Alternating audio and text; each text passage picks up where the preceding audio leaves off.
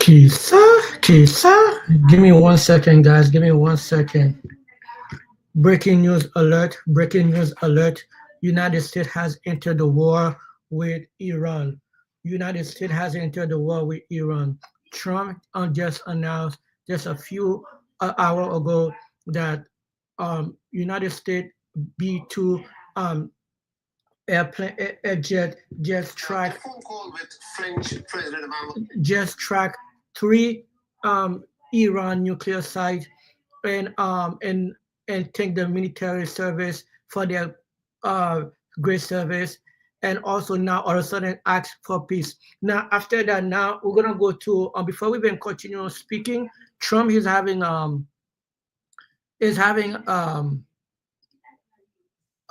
speak right now. Let's hear what Trump said.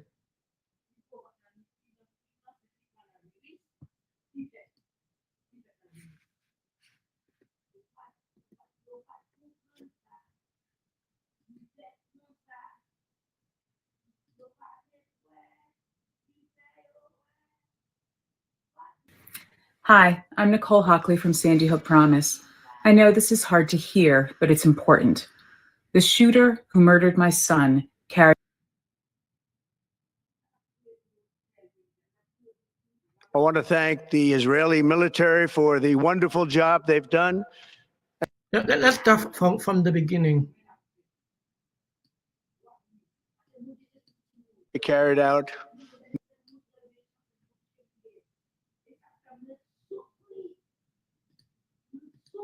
the U.S. military carried out massive precision strikes on the 3 key nuclear facilities in the Iranian regime: Fordow, Natanz, and Esfahan. Everybody heard those names for years as they built this horribly destructive enterprise. Our objective was the destruction of Iran's nuclear enrichment capacity and a stop to the nuclear threat posed by the world's #1 state sponsor of terror. Tonight, I can report to the world that the strikes were a spectacular military success. Iran's key nuclear enrichment facilities have been completely and totally obliterated. Iran, the bully of the Middle East, must now make peace. If they do not, future attacks will be far greater and a lot easier. For 40 years, Iran has been saying death to America, death to Israel. They have been killing our people, blowing off their arms, blowing off their legs with roadside bombs. That was their specialty. We lost over 1,000 people, and hundreds of thousands throughout the Middle East and around the world have died as a direct result of their hate. In particular, so many were killed by their general, Qasem Soleimani. I decided a long time ago that I would not let this happen. It will not continue. I want to thank and congratulate Prime Minister Bibi Netanyahu. We worked as a team like perhaps no team has ever worked before. And we've gone a long way to erasing this horrible threat to Israel.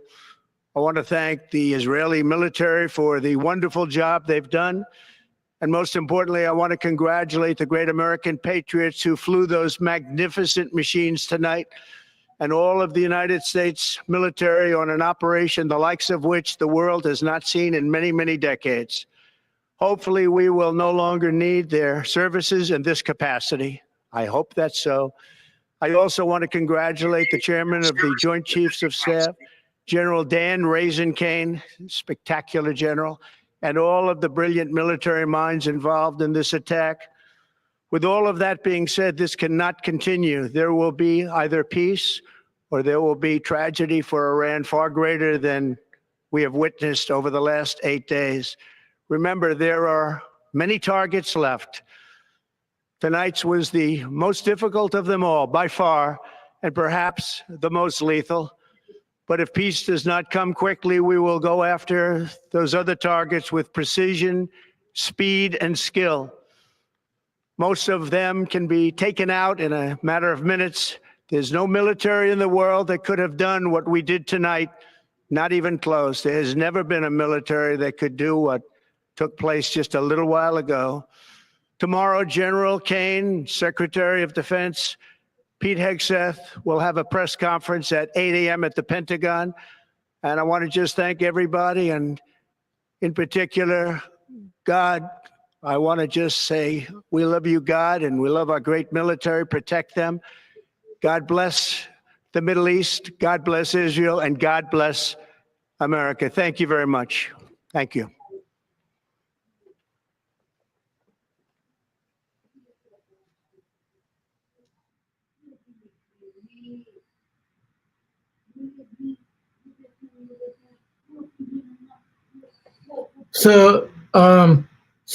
You hear it here first, guys. You hear it first.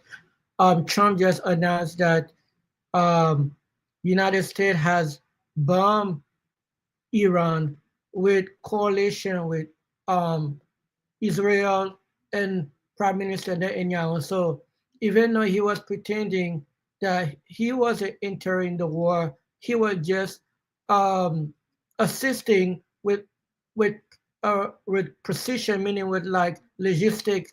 But now with many pressure from people, people on his cabinet and Netanyahu, he has entered United States. Now he's talking about all of a sudden it's peace. There's other target if they reciprocate. Bro, you don't get to attack a country and then you get to tell the country that they cannot attack you back. Do you know that where do that make sense at? Where in the world that makes sense at? But in the world of Donald Trump, like no one can attack the United States. No country had the power. Only United States. He almost forget 9/11. Like, yeah, in 9/11, they didn't even need military. They just find a way to that your own machine to destroy you. And I think there was other Iran friend has said if United States enter the war, they will volunteer to piss out Russia. And you got also, if you're too busy with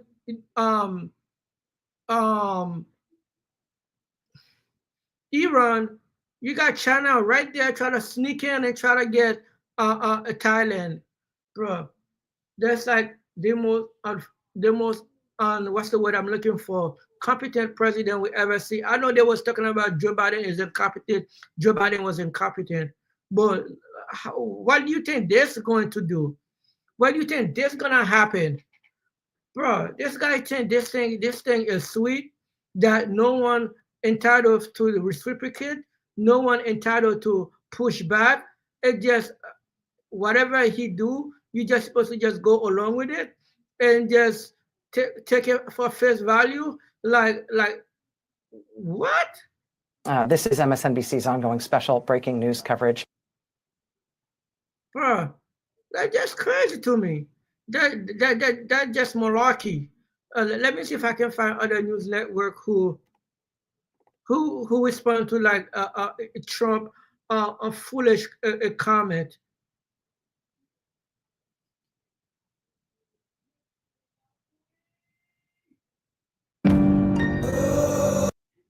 So I gotta be careful for the noise.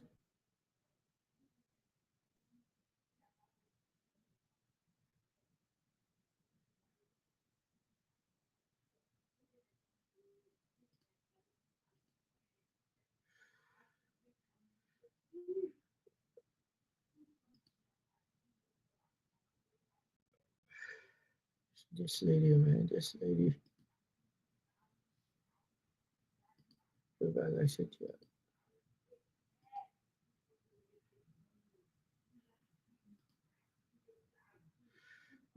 Let's hear some more from MSNBC about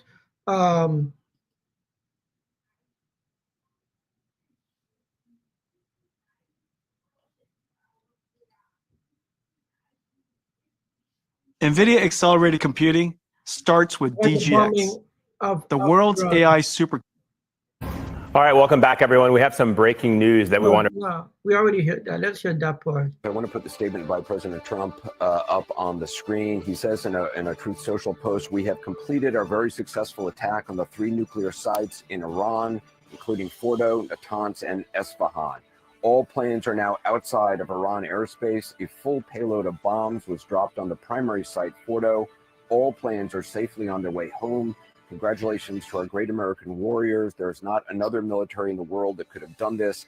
Now is the time for peace. Thank you for your attention to this matter." I'm here with CNN's Jeremy Diamond in Tel Aviv. Obviously, Jeremy, this is something that we have been waiting for and watching for. We got the word earlier today that B-2s were in the air. There has been some reporting they're heading toward Guam. We don't know exactly what aircraft were used in this.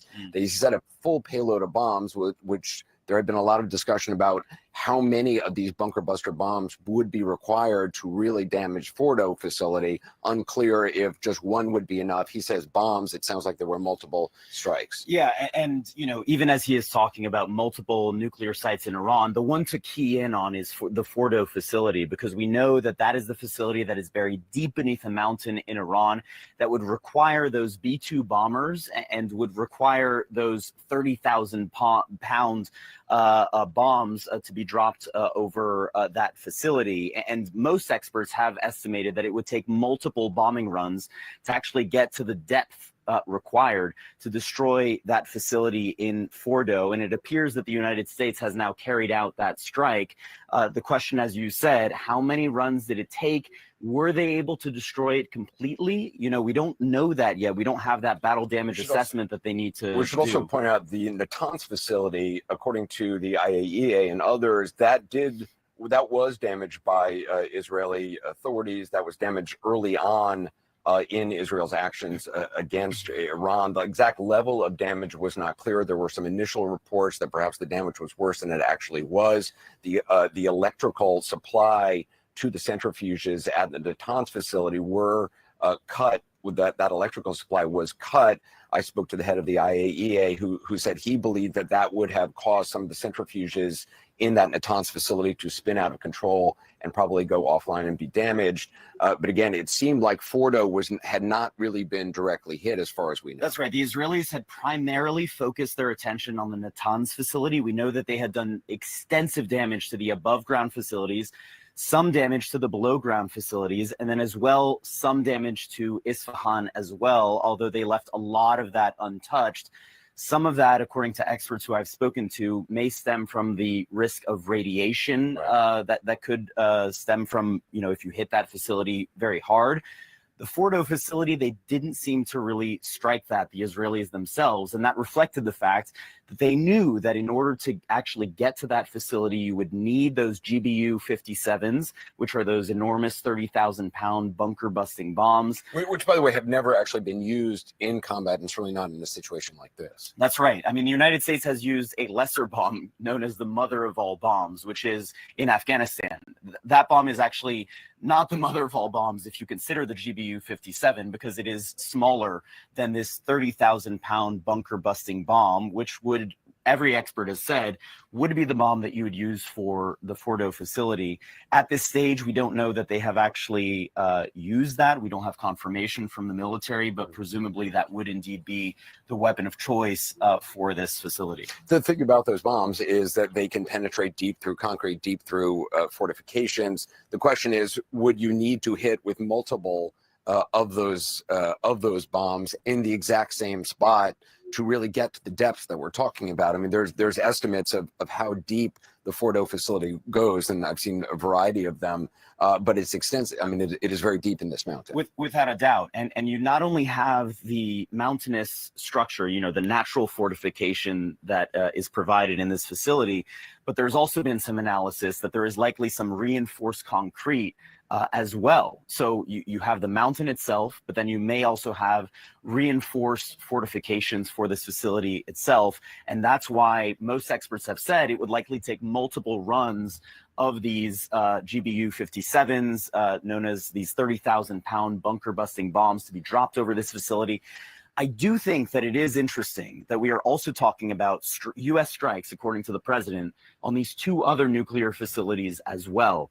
And that, you know, all the attention has been focused on this Fordo facility, which is where the United States was needed in order to destroy that facility. But the fact that President Trump authorized strikes on these 2 other nuclear facilities as well indicates that he really wanted to make sure that this job was done. And this is an attempt by the United States, by President Trump, to truly eliminate the entire Iranian nuclear program. And that just cannot be understated. Particularly the site at Isfahan. My understanding is that there were large reservoirs of nuclear fuel there, and that during the initial attack a week ago, that site had not been struck, and there had been some thought that perhaps that was intentional to kind of give options to the Iranians. That's right. Kind of a window to have a diplomatic effort. I mean, we haven't even talked yet about the enormous head fake here from President Trump. I mean, you know, in just the last few days, President Trump talked about giving the Iranians 2 weeks, right? 2 weeks for diplomacy to run its course. He always said within 2 weeks. But within 2 weeks. The headline was 2 weeks. But that was the headline. And the impression that he was giving was that there was time. He was giving the impression that there was time to negotiate a deal with Iran. And now he has decided to take military action. And the question is, when he talked about nearly 2 weeks, was he indeed trying to give the Iranians that impression in order to be able to carry out these strikes without the Iranians knowing that it was coming? I mean, some of the guests that we have had on over the last several days have raised the possibility that this was kind of a head fake. There was also that diplomatic effort, meeting of foreign ministers in Geneva yesterday. One could make the argument perhaps he wanted to see if anything would actually come out of that. It certainly didn't seem like that ended with any movement toward a sign that Iran was really serious about negotiations. I want to go to CNN's Elena Treen, who joins us now, and also Natasha Bertrand, who's on the phone. Elena, can you just talk about the statement that the president has made? Who have you seen coming in and out of the White House this evening in the last few hours?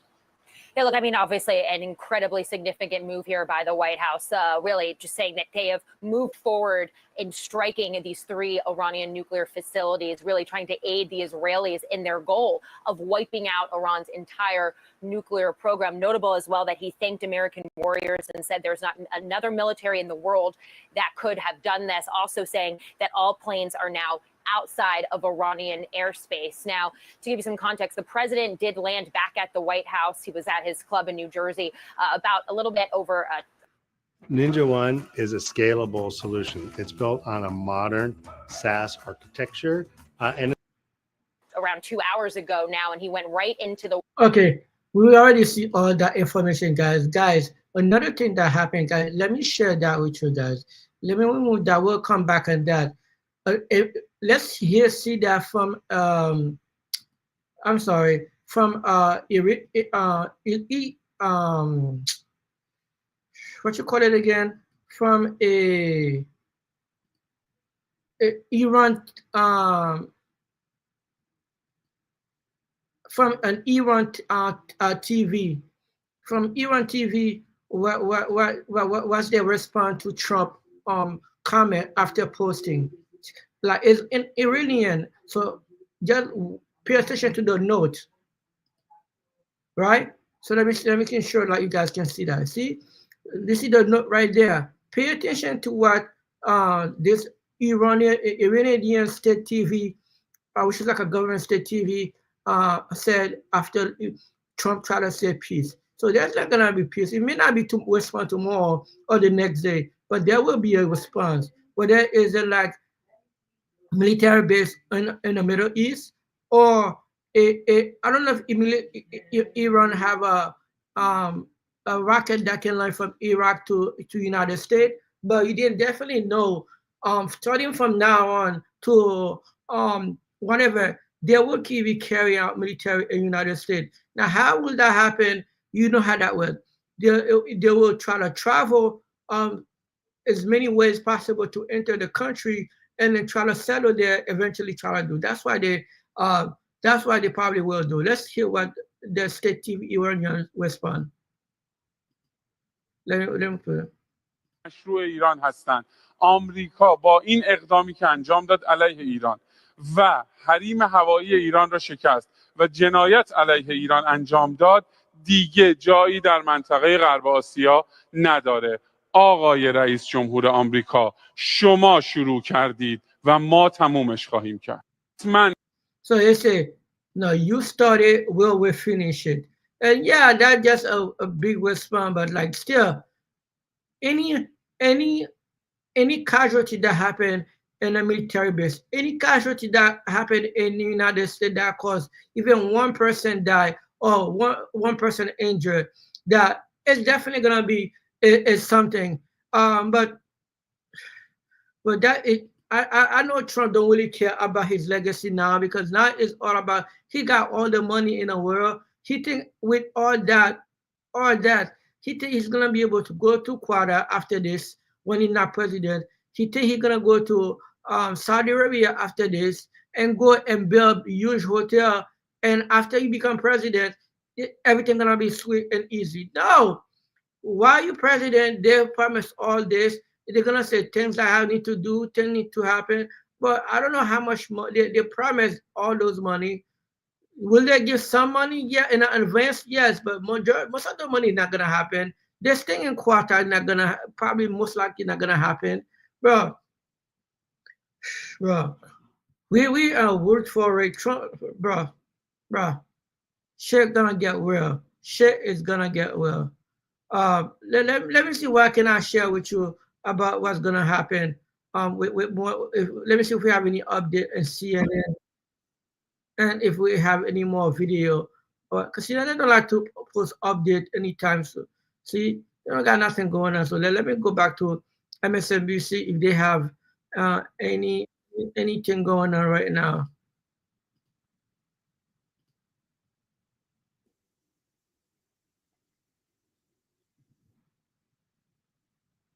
Okay, there's no update from MSNBC. Let me see if we have anything from Fox News.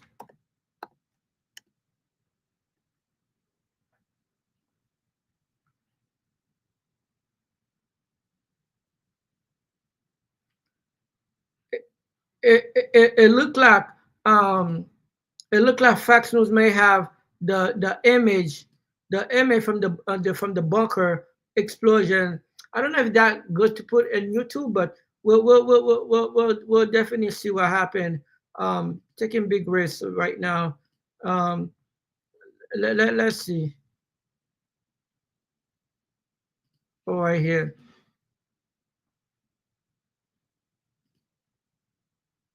We bring in now Lucas Tomlinson. He is live outside the White House tonight. Lucas, I'm sure probably a lot of activity in there. There's no question, Sean. We're about 45 minutes away from President Trump addressing the nation from the White House after those unprecedented strikes against Iran's nuclear enrichment sites, 3 in all in Isfahan, Fordo, and Natanz. And you mentioned the 6 bunker-busting bombs, Sean, that the president told you about. That means 3 B-2 bombers were involved in the strikes tonight, because each B-2 bomber can only carry 2 of those 15-ton bunker-busting bombs. So that means 3 B-2 bombers were involved. And as we heard from Jennifer's reporting, it's likely deception was involved. Everyone woke up this morning to chatter about these 6 B-2 bombers flying west over the Pacific, refueling over Hawaii at about 11 p.m. But it's clear now that those were decoys, and that another flight of B-2s flew east, likely 3 of them. When you said 6 bunker-busting bombs were dropped, those that flight that went east went to the target and annihilated Fordo, as we're hearing, likely destroying Iran's nuclear enrichment program. As you mentioned, for 11 years, President Trump has made clear that Iran will not have a nuclear weapon. That was his red line, and tonight he enforced it. You mentioned the 30 Tomahawks fired from submarines. Of course, an Ohio-class guided missile submarine, the old Ohio-class ballistic missile subs that were converted, Sean, each one carries 100 154 Tomahawks. So it's likely the strike came from there. Not sure if USS Georgia or Florida is patrolling in the area, but those are converted Ohio-class boats. Of course, attack submarines typically carry Virginia-class, LA-class attack boats carry about a dozen Tomahawk cruise missiles. So it could have been a pair of attack submarines, or most likely one of those converted Ohio-class guided missile submarines that took out that site. What's notable, Sean, is today President Trump had 3 opportunities to address the press. He declined each time. Perhaps a signal, looking back, that something was up.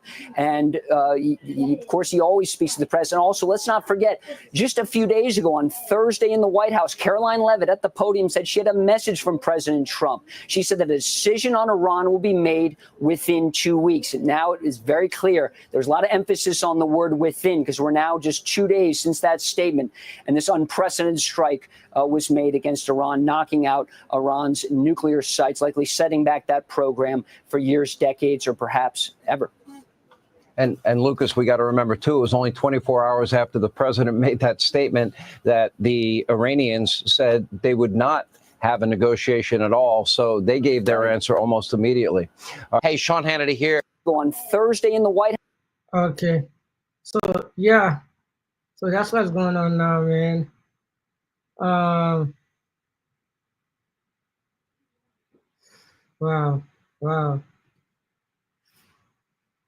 I think we're probably gonna stop. So I just wanted to address the a further detail on the whole nuclear thing what Trump did, and I wanted to go live when he was gonna speak, and also let you guys know gotta be prepared, save money, because you don't know when an attack happen in the U.S. soil. Usually, like, we're probably gonna start buying like dry food that we can eat, like stuff that we like. Let me see.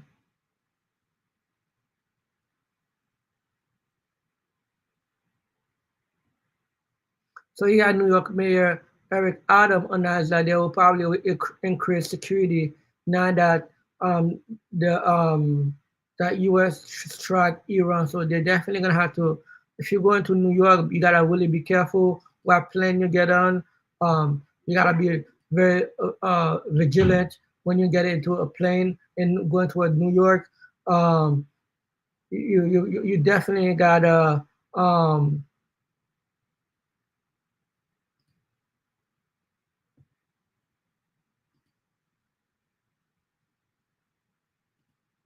I was gonna share that with other celebrity news tonight, but I'm not. No, this is definitely gonna be just a breaking news. We're not gonna mix them up. We're just gonna make a quick 30-minute news about what's going on in Iran. If you have what do you feel about this whole situation, guys? Are you scared? Are you worried about World War III? Let's say Alexandra Osaka. Alexandra Ocasio-Cortez responded to President. She said the president's disastrous decision to bomb Iran without authority is a grave violation of the Constitution and Congress war power. He has impulsive, risky launching a war that may ensure U.S. generation. This is absolutely a clearly ground for impeach. I don't know what could happen. Even if they impeach them, they cannot arrest a sitting president. That's in the Constitution. Now, like, you can say yes, he's impeached, and that all this gonna be way for him after his presidency. So there's nothing that could happen as he become president. I don't know if any president ever been arrested, but that doesn't mean that could not happen, right? Usually, like, all those stuff have to wait until after his presidency, but no president can. I know in other countries, they will ask you to step down. I don't think I would have to look if there ever been a time where they asked a sitting president to step down because of so many violations. I don't think he has done anything, even though it's a severe enough for them to will get a judge and a Congress, because Democrat doesn't have the House and Senate and to pass law to where they can and even though they're speaking about impeach, there's no impeach going to happen with a House, the Republican with a House Senate. They will have to wait until 2026 when they have the number. Right now, all this is just politics. They don't have that number. You don't have the number to the Democrat doesn't have the number to impeach Donald Trump. So it's this all a nothing burger that the senator is doing is all nothing burger. But guys, let me know what you think about this. Are you scared? Me personally, I'm scared. I'm ready for my family member and friend that are living in those major cities like New York, Boston, even Florida. You don't know when the people are gonna sneak in, where they're gonna sneak in, because it's all about opportunity. Whatever opportunity they found, they probably will strike. And as long as they get one win is matter. Yeah, it doesn't matter how much we'll be retaliating, but a win is a win for them. And we don't know, man. We don't know. Let me know what you think about this, man. If you're first to my channel, thank you so much for watching. Until next time, guys. Deuces.